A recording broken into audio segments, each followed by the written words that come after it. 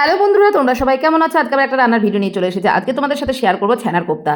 তা আমি বাড়িতে কীভাবে ছানার কোপ্তা বানাই সেটাই তোমাদের সাথে শেয়ার করবো। এখানে আমি ছানাটা ভালো করে মেখে নিয়েছি এবং এর মধ্যে সামান্য ময়দা দিয়েছি, তার সাথে তোমার লবণ, একটু মিষ্টি আর গোলমরিচের গুঁড়ো আর এলাচের গুঁড়ো দিয়ে ভালো করে মেখে নিয়েছি এবং মেখে নিয়ে ভালো করে চৌকো আকারে সেভ করে নিয়েছি। আর ওর মধ্যে যে পুরটা তোমাদেরকে দিতে হবে সেটা কিশমিশের পুর। যাই হোক, তোমাদেরকে সেটা দেখানো হয়নি। এবার তেল গরম করে ওর মধ্যে আমি এবার ছানার কোপ্তাগুলোকে ভালো করে লাল লাল করে ভেজে তুলে রাখবো।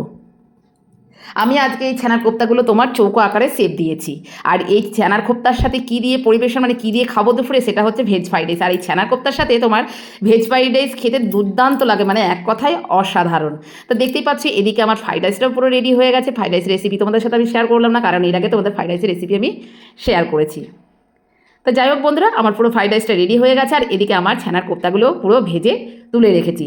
এইবার আমি একটা ওই তেলের মধ্যে একটু সামান্য তেল দিয়ে নেব। তেল দিয়ে নিয়ে ওর মধ্যে গোটা গরম মশলা দিয়ে আমি যে মশলার পেস্টটা বানিয়েছি সেটা হচ্ছে কাজু বাদাম, পোস্ত, চারমগজ, তার সাথে আদা আর কাঁচা লঙ্কা, আর কিছু নয়। সামান্য হলুদ দিয়েছি, কাশ্মীরি লঙ্কার গুঁড়ো দিয়ে এবার মশলাটাকে ভালো করে কষিয়ে নিয়ে গরম জল দিয়ে দেবো। এখানে কিন্তু আমি কোনো ঠান্ডা জল দেবো না।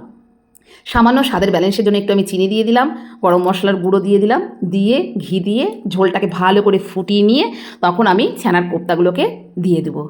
দিয়ে সামান্য একটু জোর হইতে ফুটিয়ে নিয়ে ঢাকা চাপা দিয়ে আমি রেখে দেবো। তো আমার ছানা কোপ্তা পুরো রেডি হয়ে গেছে। আর তার সাথে লাস্টে বেগুনি। তা টাটা বন্ধুরা, এটাই ছিল আজকে